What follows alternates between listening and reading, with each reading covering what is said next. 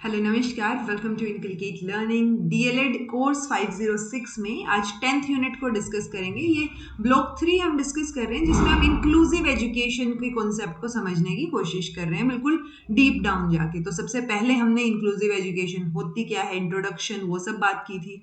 उसके बाद हमने कंप्लीट कॉन्सेप्ट जो CWSN का था, चिल्ड्रन विद स्पेशल नीड्स, उनकी बात की थी। और फिर हमने एजुकेशन की भी बात की थी, CWSN की एजुकेशन।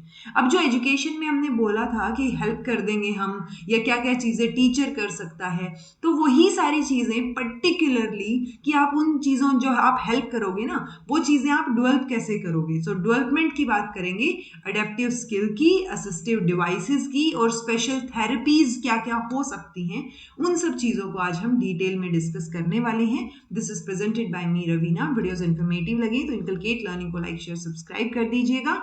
NIOS के लेक्चर्स हैं ये, पर्टिकुलरली NIOS की मटेरियल से ये लेक्चर्स डिट्टो उठाए गए हैं, कोई अलग चीज इसमें है नहीं। अगर आप पढ़ सकते हैं तो डेफिनेटली आप वो भी पढ़ सकते हैं। ठीक है जी, तो इसी को डिस्कस करते हैं। DSSB के लिए क्लासेस काफी इंपॉर्टेंट है।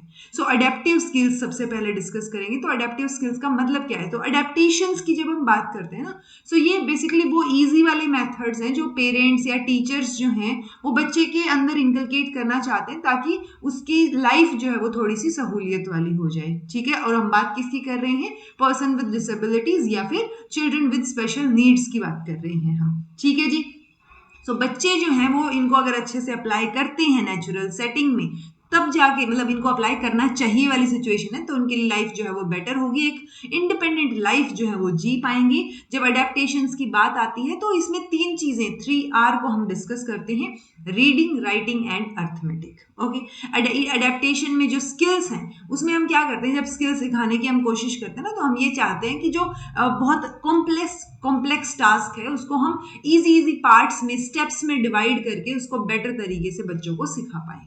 अब अडेप्टिव स्किल्स अलग अलग इंपेयरमेंट के लिए अलग अलग रहेंगी, जैसे adaptive skills for hearing impairment and speech impairment. तो यहाँ पे बच्चे तो नॉर्मल हैं, देखा जाए तो कोई प्रॉब्लम नहीं है उनको कॉम्प्रीहेंशन में, बट पॉइंट ये है कि उनको सुनाई ही नहीं दे रहा है। तो जो साइकोलॉजिकल एट्रीब्यूट्स हैं पहले उनको करेक्ट करने की जरूरत है, पहले उनके लिए अडेप्टेशन की जरूरत है। ठीक है, सो अगर उनको हम क्या करें, उनको चाहे हम अपनी पिच या लाउड वॉल्यूम करके उनको लाउड कन्वर्सेशन के थ्रू करेक्ट करने की कोशिश कर रहे हैं, समझाने की कोशिश कर रहे हैं, वो चीज हो सकती है। बिकॉज नॉर्मली जो ये है ना हियरिंग इंपेयरमेंट वाले बच्चे, ये स्पीच जो है वो अर्ली ईयर्स में एक्वायर कर लेते हैं। अगर आप जोर जोर से, या मतलब डिपेंड करेगा ना आपकी हियरिंग इंपेयरमेंट भी कितनी है, क्या लेवल है उसका। सो कम्युनिकेशन बहुत जरूरी है। जब आप समझाएंगे किसी चीज को, चाहे वो हियरिंग इंपेयरमेंट वाला बच्चा हो या स्पीच इंपेयरमेंट वाला, तो हियरिंग इंपेयरमेंट वाले में 2 चीजें मेन रहेंगी कि जब आप कम्युनिकेट करते हैं तो उन बच्चों को अगर नहीं सुन रहा है तो 2 चीजें हो सकती हैं, एक नॉन वर्बल, एक वर्बल। क्योंकि अगर एक लेवल बहुत हाई आवाज में जाके सुन रहा है, ऊंचा सुन रहा है बोल देते हैं ना, जिसको हार्ड ऑफ हियरिंग, सो उसमें आप अपनी लाउड वॉइस करके भी आप सुना सकते हैं, वर्बल हो सकती हैं चीजें। बट दूसरा मेजर रहेगा नॉन वर्बल आपका। सो नॉन वर्बल ही एक कम्युनिकेशन का तरीका बचता है जब बिल्कुल नहीं सुनाई दे रहा हो। ओके, तो उसमें क्या क्या रहेंगी, साइन लैंग्वेजेस, जैसे ASL, ये फुल फॉर्म्स आपको पता होनी चाहिए कि किस किस तरीके की साइन लैंग्वेजेस हैं, एग्जिस्ट करती हैं। So ASL American sign language, BSL British sign language या जो जेस्चर्स या टॉकिंग वर्ड्स, उसके साथ साथ ISL इंडियन साइन लैंग्वेज जो है वो मेंशन किया गया है NEP 2020 में। ये इन्फॉर्मेशन मैंने एडिशनली आप लोगों को बताई है, ये आपके NIOS के मटेरियल में मेंशन नहीं है। सो आपको ISL का क्वेश्चन पूछा जा सकता है कि इंडियन जो है साइन लैंग्वेज की बात कौन सी पॉलिसी ने की है। सो वो डेफिनेटली इसमें एड ऑन किया गए हैं चीजों को, NEP 2020 आपका आंसर रहेगा। मेन आइडिया ये नहीं है कि आप उनको सिर्फ साइन के बारे में बता दें, मेन आइडिया है किसी भी तरीके से उनको लैंग्वेज सिखानी है अपने को। ओके, सो वो लैंग्वेज कैसे सिखाई जाए, उसके साथ साथ जो हमने साइन लैंग्वेज की बात की, एक लिप रीडिंग भी तरीका हो सकता है, या lip reading following facial movements, कि आप किस तरीके से रिएक्ट कर रहे हैं, क्या आपके जेस्चर्स हैं। सो वो सारी चीजें भी जो है आपको समझ आ सकते हैं। तो लिप रीडिंग और फेशियल मूवमेंट्स जो है वो आप मिरर के सामने खड़े होके, वो भी एक हेल्प हो सकती है कि आप मतलब अगर ये चीजें बच्चों को सिखाई जाएं, सो ये उसको स्कूल लेवल पे जब वो जाएगा तो कंपैरेटिवली उसको हेल्प मिलेगी इन चीजों से। Okay. Adaptive skills multiple disability या सेरेब्रल पल्सी के लिए क्या हो सकती हैं? तो सेरेब्रल पल्सी हम कई बार पढ़ चुके हैं कि ये ब्रेन की माल फंक्शनिंग की वजह से हो रहा है। ओके, सो जब जैसे जैसे एज बढ़ेगी पर्सन में जो है वो मोटर या जो स्पेसिटी है, टाइटनेस की प्रॉब्लम, बेसिकली वो डिसेबिलिटी है, वो प्रॉब्लम ज्यादा देखने को मिल सकती है। वैसे भी मूवमेंट पॉसिबल नहीं है सेरेब्रल पल्सी में यूजुअली। ओके, आप जब भी सेरेब्रल पल्सी के जो है लोगों को देखेंगे वो आपको यूजुअली व्हील चेयर पे दिखेगी। ओके, अ पर्सन हैविंग 2 और 3 डिसेबिलिटीज उसको हम मल्टीपल डिसेबल्ड बोल देंगे। तो उसकी एजुकेशनल मेथड में जो नीड्स हैं वो भी स्पेसिफिक हो जाएंगी। तो हमें पूरे के पूरे करिकुलम को ही अडेप्ट करना पड़ेगा यहाँ पे। ये जो बच्चे, इनमें मेजर प्रॉब्लम रिटेंशन की रहती है। रिटेंशन मतलब इसमें आप रिटेन नहीं कर पाते इंफॉर्मेशन को, वो शॉर्ट टर्म के लिए फिर भी शायद रह जाए, लॉन्ग टर्म के लिए आप रिटेन नहीं कर पाते हैं। सो और उसके साथ साथ एब्स्ट्रैक्ट थिंकिंग में भी इनको दिक्कत आती है, वो चीज देखने को मिली है। सो अब आपको क्या करना है एडेप्टिव स्किल में, आपको ऐसे तरीके ढूंढने कि आप इसके लिए कैसे हेल्प कर सकते हो। Okay, adaptive skills for multiple disability and cerebral palsy में फर्दर अगर डिस्कस करें तो जो टीम अप्रोच है वो सबसे ज्यादा इंपॉर्टेंट यहाँ पे माना गया है। ऊपर हमने बात की कि क्या चीजें होती हैं सेरेब्रल पल्सी में, अब हम इसके तरीके देख रहे हैं जो स्किल हमें अडेप्ट करनी है। सो वो टीम अप्रोच ज्यादा बेटर रहता है कि हम बेटर तरीके से डिजाइन और इंप्लीमेंट कर दें कॉम्प्रिहेंसिव प्लान को उस बच्चे के लिए, और टीम जो है उसमें हाईली प्रोफेशनल, अलग अलग प्रोफेशनल लोग होने चाहिए, लोग्स बोल रही हूँ मैं भी, वेराइटी ऑफ प्रोफेशनल्स होने चाहिए, यानी प्रोफेशनल बंदे ज्यादा होने चाहिए कि साइकोलॉजिस्ट हो गया और उसका पर्टिकुलर डॉक्टर हो गया उस बच्चे का, फैमिली मेंबर्स हो गए या जो केयर टेकर्स हैं वो हो गए। सो इसमें एक टीम की जरूरत हमें पड़ेगी। वो मल्टी डिसिप्लिनरी टीम जो है उसमें कौन कौन हो सकता है, स्पेशल एजुकेटर रहेगा, फिजियोथेरेपिस्ट रहेगा, ऑक्यूपेशनल थेरेपिस्ट रहेगा, psychologist, social worker, family members, तो ये सब लोग अगर उसमें होंगे और वो अलग अलग, क्योंकि पता है क्या दिक्कत है, जो भी बच्चे को दिक्कत आ रही है ना उसमें अब आपको इतने सारे एस्पेक्ट, या तो अब आप खुद ही मान लो बीइंग अ पेरेंट आप सब कुछ सोच रहे हो कि इसको पढ़ाना कैसे है, इसकी फिजियोथेरेपी कैसे होएगी, साइकोलॉजिकल कैसा चल रहा है बच्चा। सो वो सारी चीजें आप अकेले तो नहीं सोच सकते ना, आपको अलग अलग स्पेशलाइज्ड लोग चाहिए होंगे जो कि उस पर्टिकुलर एस्पेक्ट में चीजें सोच के आपके लिए वो प्लान बनवाने में हेल्प करें। ओके, सो हमें एक कॉम्प्रिहेंसिव प्लान जो चाहिए है वो प्लान बनाने में ये सब लोग हमारी हेल्प करेंगे। फैमिली मेंबर्स एनवायरनमेंट के बारे में डिस्कस करके बताएंगे कि किस तरीके का हो सकता है, अब तक हमने किस तरीके का एनवायरनमेंट प्रोवाइड किया है। सोशल वर्कर्स सोसाइटी के लेवल पे उसको क्या प्रॉब्लम आ सकती है, वो कैसे उससे डील करें, वो चीजें हो सकती हैं। साइकोलॉजिकल लेवल पे क्या दिक्कत आ रही होगी उसको कैसे सॉर्ट आउट किया जाए। तो ये सारे अलग अलग स्पेशलाइज्ड लोग ही, स्पेशलाइज्ड प्रोफेशनल्स जो हैं ये हेल्प करेंगे, तब जाके एक कॉम्प्रिहेंसिव प्लान बनेगा। सो टीम अप्रोच की बहुत ज्यादा जरूरत होती है जब मल्टीपल डिसेबिलिटी हो या फिर सेरेब्रल पल्सी हो, क्योंकि सेरेब्रल पल्सी में जनरली आपको एक दो डिसेबिलिटीज मिक्स्ड नजर आती है जब भी सेरेब्रल पल्सी आपको नजर आएगी। ओके, अब लर्निंग डिसेबिलिटी अगर है तब क्या अडेप्टेशन हो सकती हैं। सो इन जनरल पहले तो करिकुलम में अडेप्टेशन हो सकती हैं। Okay, they are mistaken for slow learners, there are many kind of learning disabilities. तो कई बार ऐसे मान लिया जाता है कि लर्निंग डिसेबिलिटी मतलब वो स्लो लर्नर है, उसको नहीं पता है, चीजें धीरे धीरे समझ आएंगी। सो स्लो लर्नर वाला जो टैग है वो एक तरीके से इंटेलेक्चुअल डिसेबिलिटी के या जो कोग्निटिव डिसेबिलिटी है वहां पे बच्चे को फिर भी थोड़ा सा सूट करता है कि हाँ वो बच्चे स्लो लर्नर होंगे, उनको समझ तो आएगा बट थोड़ा लेट समझ आएगा। बट यहाँ पे जरूरी नहीं है कि लर्निंग डिसेबिलिटी वाले जो बच्चे हैं उनको स्लो लर्नर से आप मिस्टेक करें, ठीक है, क्योंकि लर्निंग डिसेबिलिटी अलग अलग हो सकती है। तो एटलीस्ट जो लर्निंग डिसेबिलिटी यहाँ मेंशन है वो तो हमें पता होनी चाहिए, dyslexia, dysgraphia, dyscalculia, attention deficit hyper active disorder और डिस्फेसिया। ओके, इसके साथ साथ अपना एक और भी था ना, डिस्प्रैक्सिया। सो वो आपको पता होनी चाहिए। डिस्प्रैक्सिया यहाँ आपके मटेरियल में मेंशन नहीं था इसलिए मैंने नहीं किया, बट मैं वर्बली आपको बता रही हूँ। एक प्रैक्सिया, डिस्प्रैक्सिया भी होता है। डिस्प्रैक्सिया में हम मोटर एबिलिटी की बात करते हैं कि उसमें दिक्कत चल रही है थोड़ी सी। डिसलेक्सिया क्या होगा, प्रॉब्लम इन रीडिंग, कि बच्चा पढ़ते टाइम जो है कोई वर्ड छोड़ दे रहा है, ओमिट आउट कर दे रहा है, सब्स्टिट्यूट कर दे रहा है, बी की जगह डी पढ़ रहा है, पी की जगह क्यू पढ़ रहा है और वाइस वर्सा, या लेटर को रिवर्स कर दे रहा है, ठीक है। सो वो चीजें आपको पता होनी चाहिए कि इस तरीके की दिक्कत अगर बच्चे में आपको फेस करने को मिल रही है तो वो डिसलेक्सिया हो गया कि रीडिंग में प्रॉब्लम है। डिस्ग्राफिया रहेगा प्रॉब्लम इन राइटिंग, लिखने में दिक्कत है, यानी वो कॉन्स्टेंटली लिख नहीं पा रहा है बच्चा, उसकी जो हैंड राइटिंग है वो क्लमजी है, स्पेस स्पेस जो है वो इम्प्रॉपर है, कि अगर उसको डिस्ग्राफिया वर्ड लिखना है तो वो डिस्ग्राफिया, मतलब उसमें प्रॉपर वर्डिंग आपको समझ नहीं आएगी कि क्या कहना चाह रहा है या क्या लिखा गया है शब्द। ओके, डिसकैलकुलिया रहेगी, प्रॉब्लम इन कैलकुलेटिंग, यानी नॉर्मल कैलकुलेशन जो है वो भी बच्चा नहीं कर पाएगा, उसको दिक्कत आएगी। Attention deficit hyper active disorder की बात करें, यानी इसमें अटेंशन देने में दिक्कत होगी कि अगर ये कोई भी पर्टिकुलर काम आप थोड़ी देर के लिए भी नहीं बैठ पा रहे हो, आपका अटेंशन स्पैन बहुत कम है, जो कि हम यूजुअली स्टडीज बताती हैं कि आजकल अटेंशन स्पैन जो रील शॉर्ट है इनकी वजह से 4 सेकंड 5 सेकंड का अटेंशन स्पैन आपका हो गया है, राइट। यानी आप 4-5 सेकंड किसी चीज को देखोगे, आप कोशिश ही नहीं करोगे उस चीज को देखने या समझने की। ओके, सो अटेंशन डेफिसिट हाइपर एक्टिव, मतलब बच्चा हाइपर एक्टिव होगा और अटेंशन जो है वो एक जगह पे नहीं कर पाएगा, वो प्रॉपरली कुछ टाइम के लिए, कुछ मोमेंट के लिए भी एक जगह पे नहीं बैठ पाएगा। डिस्फेजिया रहेगा लैंग्वेज डिसऑर्डर, ये आपके लिए हो सकता है नया हो, अगर आप नोट्स बना रहे हैं तो इस वर्ड को भी ऐड कीजिए, डिस्फेजिया। ये है 2 टाइप के डिस्फेजिया, ठीक है, या तो बच्चा लैंग्वेज समझने, मतलब लैंग्वेज का मतलब नहीं समझ पा रहा है, या फिर जो बोले गए मतलब is unable to understand spoken words, या तो जो यू लैंग्वेज का मतलब है वो नहीं समझ पा रहा है, या शब्द ही क्या बोला जा रहा है वही समझ नहीं आ रहा है, ठीक है। सो मेन मेथड इसमें क्या रहता है, जो अगर डिस्फेजिया अगर हो तो उसमें टास्क एनालिसिस जो है वो मेन मेथड रहता है, ये रहेगा टास्क एनालिसिस। इसमें टीचर जो है एक लर्निंग टास्क डिसाइड करेगा, उसको एक बिहेवियरल टर्म में लेके आएगा, teaching a skill by cutting down the main task into simpler ones. तो आप, क्योंकि अब आप जैसे मान लो हाइपर एक्टिव डिसऑर्डर है बच्चे को और अटेंशन डेफिसिट है, तो एक अगर 10 मिनट का काम होगा ना तो आप उसको 2-2 मिनट में करवाओ, कि उसको पहला काम दे दिया फिर दूसरा दे दिया, उसको आपने पार्ट में डिवाइड कर दिया है, पार्ट में डिवाइड हो गया यानी स्टेप बाय स्टेप चलेंगी चीजें, ठीक है। तो ये एक तरीके से दूसरा नाम हो गया शेपिंग का, कि आप जो है शेप कर रहे हो, या वो होता है ना हर एक स्टेप पे आप एक रेनफोर्समेंट प्रोवाइड कर रहे हो, जो स्किनर ने बोली थी।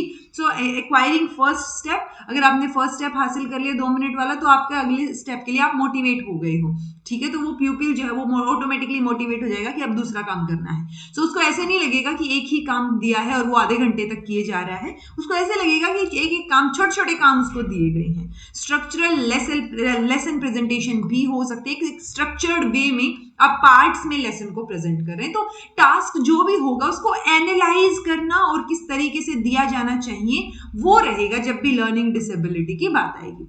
इंटेलेक्चुअल डिसेबिलिटी की अगर बात करें तो एक ऑब्जेक्टिव क्या रहेगा इसमें, अगर इसकी एडेप्टेशन की बात करें तो special education is to train children with intellectual disability, कि वो नॉर्मल जो पर्सनल नीड्स वाले काम है ना वो नॉर्मल काम कर पाए, ठीक है, जैसे ब्रश करना, नहाना, आराम से खाना, ईटिंग, ड्रिंकिंग, टॉयलेट, और आपने खुद जाके टॉयलेट करना, साफ भी कर लेना पोटी, तो वो सारी चीजें वो मतलब नॉर्मल बच्चे की तरह कर पाए। मेजर फोकस इस पे रहता है, क्योंकि कई बार क्या होता है कि जैसे हम घर में खाना खाते हैं वो अलग तरीके से खाते हैं कई बार, लेकिन होटल्स में, स्कूल में भी तो आप बाहर जाते हैं ना, वहां पे भी आपको लंच करना हो सकता है। सो कई बार पेरेंट्स या जो फैमिली मेंबर्स है ना वो इंटेलेक्चुअल डिसेबिलिटी वाले बच्चे को बाहर लेके ही नहीं जाते हैं, जस्ट बिकॉज वो वहां पे उसको ठीक से आता नहीं है खाना वगैरह खाना, या ये स्किल्स नहीं आती हैं उसको, तो बेइज्जती हो जाएगी बिना काम की, या सब लोगों की अटेंशन का सेंटर बन जाएगा वो बच्चा की देख कैसे कर रहा है, ठीक है। तो इसलिए कोशिश सबसे पहले ये रहती है, one of the main objective of adaptation in special education, जब भी इंटेलेक्चुअल डिसेबिलिटी का बच्चा हो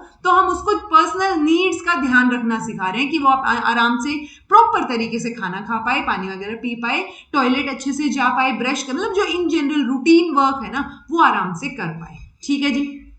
इसमें हम क्या करते हैं, हम एनालाइज करते हैं हर एक टास्क को, क्योंकि बहुत मुश्किल है ना उस बच्चे को एक मैनर में ढालना।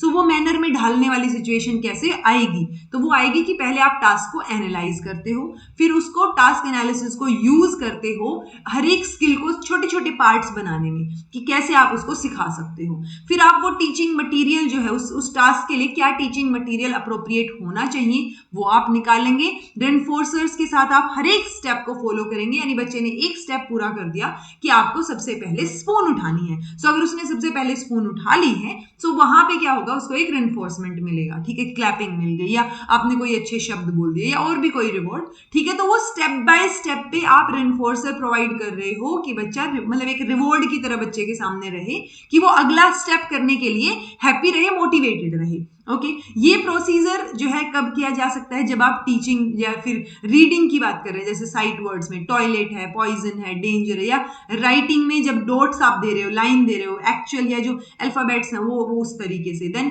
अर्थमेटिक में सिंपल टू कॉम्प्लेक्स प्रोसीजर आप अडेप्ट कर सकते हो, ठीक है। सो वो पढ़ने में अलग, राइटिंग में अलग, तो आप अलग अलग प्रोसीजर में अलग अलग चीजें यूज कर सकते हो। ओके तो इस तरीके से अलग अलग चीजों का इस्तेमाल करते हुए हम इंटेलेक्चुअली डेफिशिएंट बच्चे जो हैं उनको उनके लिए अलग अलग एडेप्टेशंस यूज कर सकते हैं ताकि वो बेटर तरीके से सीख पाएं। ओके देन है एडेप्टेशन फॉर विजुअल इंपेयरमेंट। अब बच्चे को अगर दिखाई नहीं दे रहा है या इंपेयरमेंट है, सो वहां पे ब्रेल राइटिंग सबसे ज्यादा इंपॉर्टेंट हो जाती है। ऑप्टिकल डिवाइसेस आप यूज कर सकते हो, लेंस यूज कर सकते हो, ठीक है। Low vision can be corrected, एक सर्टेन एक्सटेंट तक तो आप ठीक कर ही सकते हो ना। स्पेशल स्पेक्टिकल्स होते हैं, अलग से चश्मे होते हैं जो कि अल्फाबेट्स को एनलार्ज करके दिखाएंगे ताकि आप बेटर तरीके से पढ़ पाएं। बुक्स भी ऐसी होती हैं जो लार्ज प्रिंट वाली बुक्स होती हैं। Good elimination to identify the object, तो वो एक ऑब्जेक्ट को आइडेंटिफाई करने के लिए आपके पास इतनी वो लाइट रहेगी, ठीक है, इतना इल्यूमिनेशन वहां होगा। रेटिनल ऑपरेशन हो सकते हैं साइट को करेक्ट करने के लिए। कैटरेक्ट या जो टेम्परेरी प्रॉब्लम्स हैं उनको भी करेक्ट किया जा सकता है। सो ये अलग अलग एडेप्टेशन हो सकती हैं बच्चे को ठीक करने के लिए। और अगर ठीक प्रॉपरली पूरा 6x6 की बात नहीं कर रहे हैं हम, इतना ठीक करने की बात कर रहे हैं कि इतना तो ठीक हो ही पाए कि उसकी वो प्रॉब्लम सोल्व हो जाए, उसकी वजह से उसको प्रॉब्लम फेस ना करनी पड़े। ओके अब जो अडेप्टिव स्किल्स हैं उसमें हम क्या क्या अडेप्टेशन कर रहे हैं लोकोमोटर डिसेबिलिटी के लिए। ओके लोकोमोटर में मतलब लिम्ब में दिक्कत है, पेन है या टाइटनेस है, कुछ ना कुछ दिक्कत आ रही है, या तो लिम्ब है ही नहीं, ठीक है। सो मेन अडेप्टेशन क्या रहेगी, अगर मान लो टाइटनेस है तो आप मसाज कर सकते हैं ताकि उसकी मसल पावर जो है, जो वीक मसल हो गई है उनको रीगेन करवाने की कोशिश की जाए। नॉर्मल मसल जो ऑलरेडी है उनको स्ट्रेंथन करने की कोशिश की जाए, ठीक है। आप स्प्लिंट या फिर जो है कैलिपर प्रोवाइड कर दे ताकि वो सपोर्ट के जरिए चल सकें, ठीक है। या थोड़ा सर्जरी हो जाए जिसमें कोई स्टील की रोड या कई सारे ऑप्शंस होते हैं कि परमानेंट अडेप्टेशन हो गई कि अब बच्चा जो लोकोमोटर डिसेबिलिटी पर्सन जो है वो आराम से चल फिर सकता है, ठीक है। So these people will have pain which is not quantifiable और मेजरेबल। सो ये ठीक तो हो जाएंगे, चल पाएंगे, लेकिन उसमें दिक्कत तो थोड़ी बहुत रहेगी, वो पेन तो हाँ कहीं ना कहीं रहेगी, वो चीजें रहेंगी, ठीक है। सो वो एक नेचर की वार्निंग है कि हाँ डैमेज हुआ है बॉडी को, अगर धीरे धीरे आराम हो रहा है तो वो चीजें बेटर तरीके से ठीक होंगी। या फिर आप जो है पेन किलर्स ले सकते हो, या हीट या कोल्ड पैकेज जो होता है ना स्पॉट के ऊपर कि आपने गर्म से सेका है, गर्म पानी की बोतल जैसे उससे सेकते हैं, या फिर कई बार कोल्ड पैकेज भी होता है कि आप आइस से सेकिए उसको, ठीक है। सो वो चीजें भी होती हैं। लोकोमोटर डिसेबल्ड पर्सन जो है उनके प्रेशर सोर्स रहेंगे, अल्सर्स रहेंगे कि मान लो आप बैठे ही हो तो बैठे वाली सिचुएशन में बैठे बैठे नॉर्मली हम अगर 2-4 घंटे बैठ जाए तभी अकड़न हो जाती है, राइट। सो जो इंसान उठ ही नहीं पा रहा है या कोई पर्टिकुलर दिक्कत हो रही है तो वहां पे ये आप ध्यान रख सकते हैं कि बोरिक पाउडर या फिर बेड शीट्स चेंज करना, हाइजीनिक कंडीशंस जो हैं वो मेंटेन करना, आप बहुत सारी प्रॉब्लम्स इससे अवॉइड कर सकते हो अगर आप हाइजीनिक कंडीशंस रखो, bed sheets time to time change करते रहो या बोरिक पाउडर अप्लाई करो। ओके सो ये चीजें ये सारी एडेप्टेशंस हैं जो कि उनके लिए लोकोमोटर डिसेबिलिटी पर्सन के लिए की जा सकती हैं उसकी हेल्प करने के लिए। ओके टीचर का क्या रोल रहेगा जब अडेप्टेशन की बात आएगी, तो टीचर एक मीडिएटर की तरह काम करेगा बच्चे के बीच में और नॉलेज के बीच में। यानी नॉलेज कौन दे रहा है, बुक्स दे रही हैं या पर्टिकुलरली कहीं और से नॉलेज सोर्स से आ रही है। सो बच्चे और वो सोर्स के बीच में टीचर एक मीडिएटर है।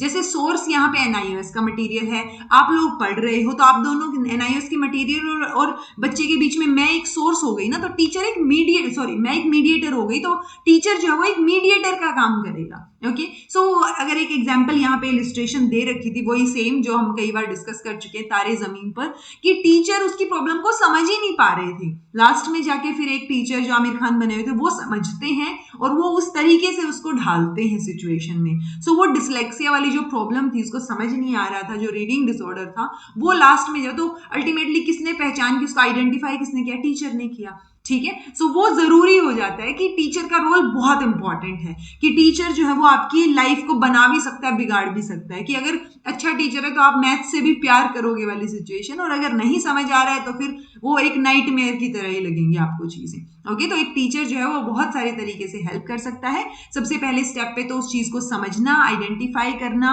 और उस डिसेबिलिटी के बारे में पता करना। जब समझ आ गया है आपको तो आप बच्चे को भी एनकरेज करेंगे, बच्चे के पेरेंट्स जो हैं उनको भी इस चीज के बारे में इन्फॉर्म करेंगे और बच्चे को एक्स्ट्रा टाइम भी दिया जाए पढ़ने के लिए और उसको एक एडिक्वेट सिटिंग अरेंजमेंट किया जाए। अगर लोकोमोटर डिसेबिलिटी है तो on the basis of disability आप डिसाइड करेंगे बीइंग अ टीचर कि क्या क्या चीजें जो है उसकी लाइफ को और बेटर बना सकती हैं, यानी क्या क्या अडेप्टिव स्किल्स वहां पे यूज हो सकती हैं। ठीक है जी।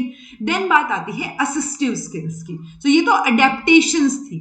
अब असिस्टेंस डिवाइसेस, यानी अगर लोकोमोटिव डिसेबिलिटी का बच्चा है तो आप क्या क्या चीजों की असिस्टेंस उसको दे सकते हैं। ठीक है, कि अगर मान लो लोग चल नहीं पा रहे हो आप, तो आपको जो है चलने के लिए क्रचेस दे दिए या कोई और चीज है, तो वो एक असिस्टेंस वाली डिवाइसेस। ओके, तो ये वो डिवाइस रहेंगी जो कि डायरेक्टली हेल्प करेंगी पर्सन विद डिसेबिलिटी को, कि आप नॉर्मल लाइफ की जो एक्टिविटीज हैं या एजुकेशन लेना है या इंफॉर्मेशन एक्सेस है एक्वायर करना है या फ्रीडम वाले तरीके से जोन में अपनी लाइफ जीनी है, तो वो सारी चीजें आप कर पाएंगे बेटर तरीके से जब आपके पास असिस्टिव डिवाइसेस होंगी।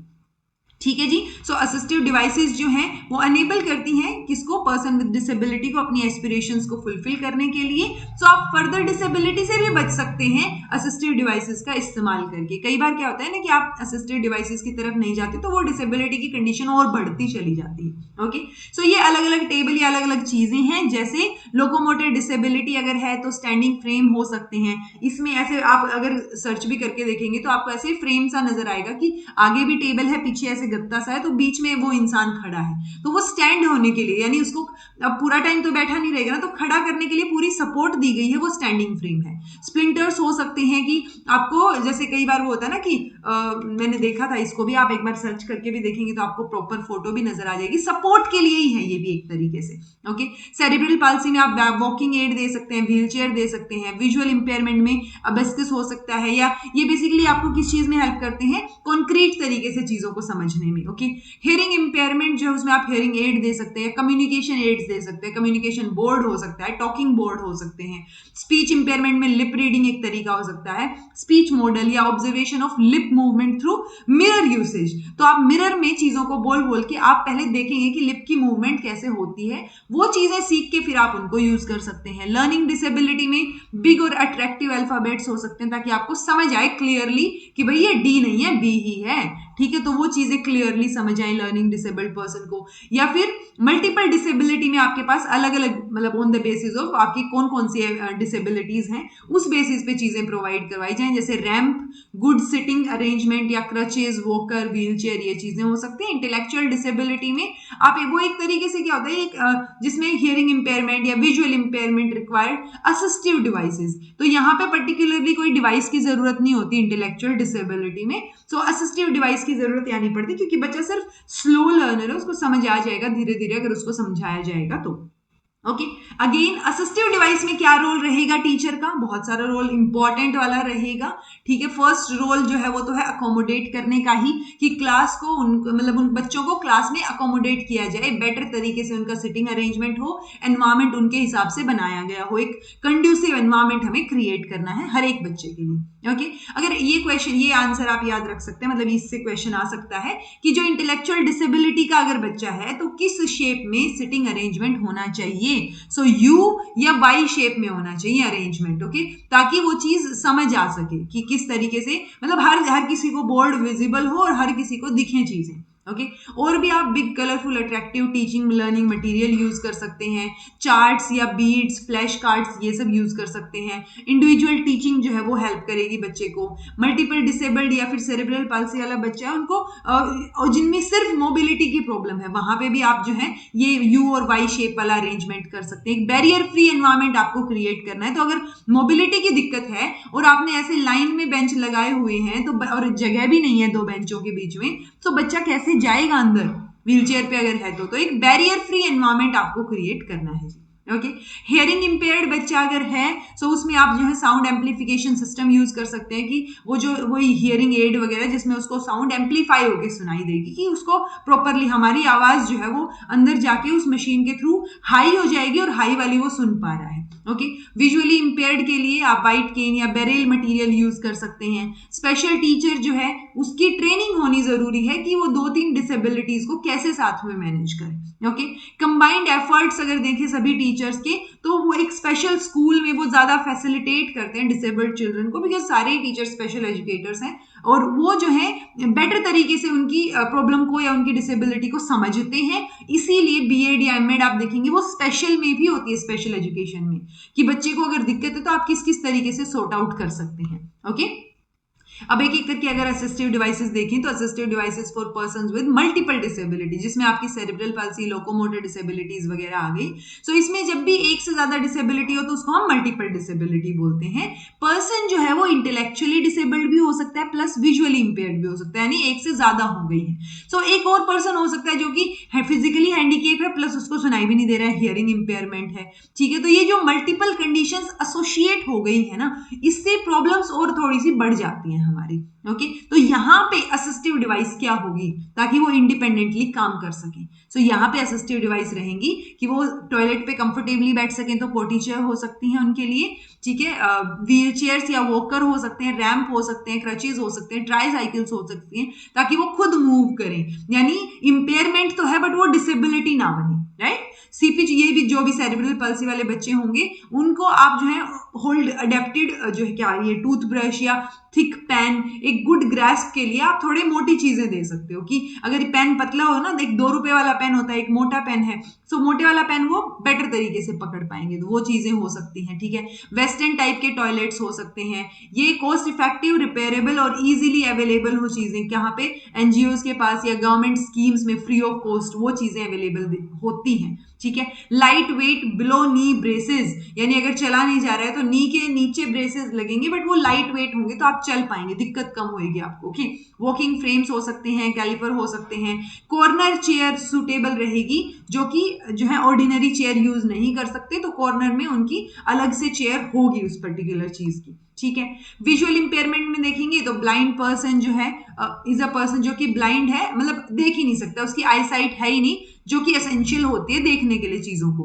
ओके, दूसरी तरफ ऐसे भी विजुअल इंपेयरमेंट वाले होते हैं जो कि कुछ एक रेजिडुअल जो है उनका विजन रहेगा कि कम दिखाई दे रहा है बट दे रहा है। ठीक है, सो विजन जो है यहाँ पे पार्शियल रहेगा, वो possible but it might not be possible for the person to see anything. Okay, कुछ कुछ दिखेगा, पार्शियल रहेगा। सो यहाँ पे क्या असिस्टिव डिवाइस हो सकती हैं, व्हाइट केन हो सकते हैं फ्री और सेफ मूवमेंट के लिए, एबेस्कस या बीड फ्रेम जिनको हम बोलते हैं काउंटिंग के लिए, अर्थमेटिक फ्रेम्स हो सकते हैं मैथमेटिकल प्रॉब्लम सॉल्व करने के लिए, बेरेल हो सकता है जो डॉट सिस्टम होता है ब्लाइंड के लिए, जो इस तरीके से डॉटेड में आपको लिखा हुआ मिलेगा, वो चीजें हो सकती हैं, learn at slow pace, talking thermometer हो सकता है, टॉकिंग वॉच हो सकती है, टॉकिंग मोबाइल हो सकता है, तो बातचीत करने वाली चीजें आजकल आती हैं। सो ये सारी असिस्टिव डिवाइसेस जो है वो आपकी लाइफ को इजी बना देंगी। ओके, अगर लर्निंग डिफिकल्टी या डिसेबिलिटी आपको है, सो उस दौरान जो लोग अफेक्ट होंगे बच्चे, सो उसमें आप क्या करेंगे, क्योंकि आप या तो आप देख रहे हैं वो समझ नहीं आ रहा है आपको, या इंटरप्रिटेशन गलत हो रही है आपकी। ठीक है, सो वो ब्रेन में इंफॉर्मेशन सही से नहीं जा पा रही है ना, तभी इसमें आप क्या कर सकते हैं, बहुत सारी असिस्टिव डिवाइसेस जो हैं वो आपके पास रहेंगी जो आप क्लासरूम में यूज कर सकते हैं, जैसे आई और हैंड कोऑर्डिनेशन कोऑर्डिनेट, मतलब होता है ना कि आपको देखना भी है और लिखना भी है, दो काम साथ करनी है। ठीक है, सो वो इंप्रूवमेंट के लिए डिवाइसेस होती है, वो यूज हो सकती हैं, सिक्वेंशियल मेमोरी को इंप्रूव करने के लिए यूज हो सकते हैं devices, position of the letters वो देखने के लिए, स्पेस या कितना स्पेस है वो रिवर्स्ड है यानी इन्वर्टेड है, रोटेटेड है, वो आइडेंटिफाई इजीली हो जाएगा। ठीक है, matching pictures to the actual object, तो जो एक्चुअल ऑब्जेक्ट होता है वैसी वैसी पिक्चर्स आपके पास हो सकती हैं। आप ऑडिटरी फैक्ट्स यूज कर सकते हैं राइटिंग में, या आप ग्रुप फिगर्स को कॉपी कर सकते हैं। तो अगेन घूम फिर के बात वहीं आती है कि असिस्टेंस के लिए जो जो डिवाइसेस यूज की जाएं उस पर्टिकुलर डिसेबिलिटी में। अगर हियरिंग इंपेयरमेंट है तो आप हियरिंग एड, लिसनिंग डिवाइस जैसे टेप रिकॉर्डर हो गया, ओवरहेड प्रोजेक्टर हो गया, तो अगर टेप रिकॉर्डर क्लास में रखा है तो आप बाद में भी उसको सुन सकते हैं आवाज तेज करके या जैसे भी। ओके, टॉकिंग पैड हो सकते हैं जो वॉइस को एनहेंस कर देंगे, कंप्यूटर्स की मदद से हो सकती हैं चीजें।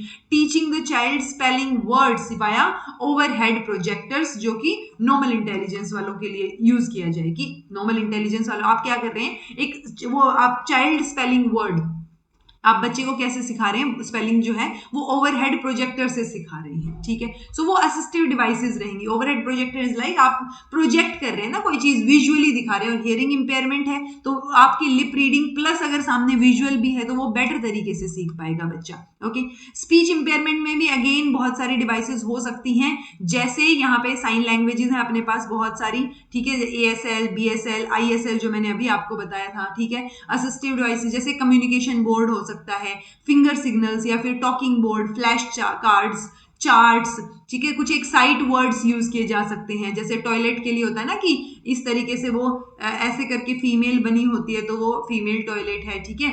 और अगर इस तरीके से जेंट्स बना हुआ है तो कुछ तो होता है ना इस तरीके से, ठीक है, तो वो जेंट्स का टॉयलेट है। तो इस तरीके से डेंजर का साइन है या एग्जिट का साइन है, सो वो चीजें आप यूज कर सकते हैं सिखाने के लिए। ओके, कुछ एक मेथड्स अब ऐसे रहेंगे जो स्पेशल मेथड्स में आ जाएंगे, जैसे आप फैमिली काउंसलिंग करवा सकते हैं, ठीक है। इंपॉर्टेंट होगा क्योंकि फैमिली अगर एजुकेटेड होगी बच्चे की कंडीशन के बारे में तो वो बेटर तरीके से इमोशनली और फिजिकली सपोर्ट कर पाएंगे, ठीक है। Then correction of problem behaviour, ये अगर प्रॉब्लम वो जो बिहेवियर में जो दिक्कत आ रही है, जो एक ये क्या करेंगे, नेगेटिव बिहेवियर को रेटिफाई करने में हेल्प करेंगे। Okay, correction through play method, तो प्ले मेथड जो है वो आपकी टेंशन को रिड्यूस करेगा, बॉडी की स्टिफनेस को थोड़ा सा बेटर करेगा कि स्टिफ ना हो ज्यादा, आपका टाइम पास भी हो जाएगा, वो चीजें हो सकती है स्पेशल मेथड में।